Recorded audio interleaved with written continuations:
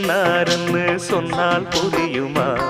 அது கொஞ்சி கொஞ்சி பேசுறது கண்ணில் தெரியுமா? உலகே அழிஞ்சாலும் உன் உருவம் அழியாதே. உயிரே பிரிஞ்சாலும் உறவேதும் பிரியாதே.